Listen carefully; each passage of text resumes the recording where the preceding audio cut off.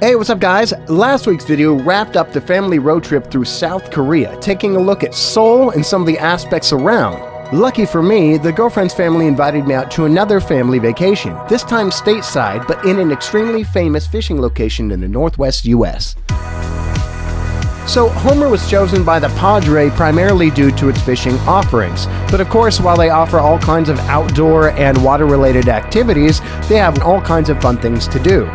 After arriving in Anchorage, our first stop was to the Koreatown for supplies and Anchorage for some pictures and honorary mention. From there, we were on the road. There was bad smoke from forest fires everywhere, but we made the most of it with some choice Instagram posts. From there, it's a roughly 3-hour drive south along the Kenai Peninsula. And after we finally got settled and unpacked in our Airbnb, we were greeted by a cow moose in the front yard right before heading down to the Homer Spit. And Homer is actually situated here on Kachemak Bay, and it's a small town centered around this spit, the largest of its kind in the world, and a natural bridge that extends about 4.5 miles into the water. And the harbor is located on this spit and is essentially the center of Homer. It's filled with all kinds of commercial boats and private boats, a great place to just eat, gather, and make your charters for what you're going to do in Homer. And the spit in general is just a great place to walk around and take in the culture of Homer. I mean, we just walked in this random saloon here. I think it's called the Rusty Dog Saloon. It just felt like you were, walking around another decade. They had a pull-tab cigarette vending machine selling cigarettes for $10, something I just haven't seen for probably over 30 years. So after taking in some of the sights and sounds of the spit and making some reservations, we headed back to the Airbnb for our early morning the next day. And the next morning started off bright and early with a water taxi across to Halibut Cove. And this water taxi basically drops you off on an exposed beach and you make your way inland. And after a couple-mile hike, you finally make your way down to the glacier-fed lake. It's very cold and very picturesque, but obviously jumping in the water after a long hike was definitely a good idea. Something you gotta do to impress the in-laws. And after you wrap up there, take your pictures, and you can begin to make your way out of the lake. It's a fairly easy hike on the way out with lots of places to stop and take pictures, and you finally make your way down to a rocky shore where a boat picks you up and whisks you back.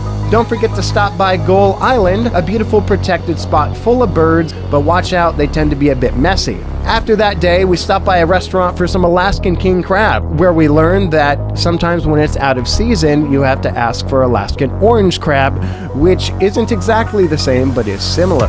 And this was Padre's moment, to enjoy a chartered halibut fishing experience in the wild Alaskan waters.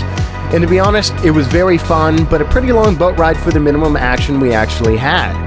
Everyone limited out very quickly, netting us about 20 pounds per person, and then we headed back in.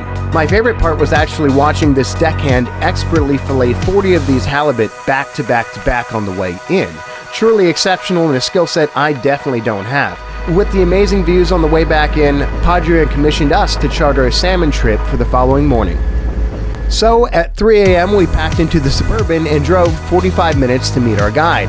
After donning waders, headlamps, and our associated gear, we bushwhacked approximately 15 minutes to the spot on the river to catch the morning bite. Once the bite started, it really started. And I believe within an hour and a half, the better 3 of us limited out with our catches. Unfortunately for us, one of the people just couldn't figure it out. The tour guide was an exceptional man and drove us to his favorite fishing spot, netting her the 2 biggest ones of the day. After that, we relaxed at home and enjoyed and prepped for our final day.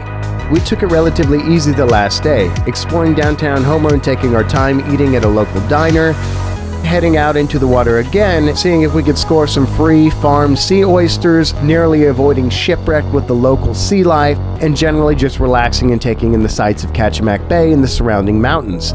We checked out the local summertime-only farmers market, a great place to try locally sourced delicacies and meet people that actually live in the region. Our 3-day trip ended much faster than we expected, but Padre's lust for fishing doesn't end here. Join us next week as we head down to Central America and check out the fishing scene in Costa Rica. Search out the finest coconut water available on any street and teach how to avoid being robbed by the monkeys that roam the local beaches. Thanks so much for watching, guys. We'll catch you next week.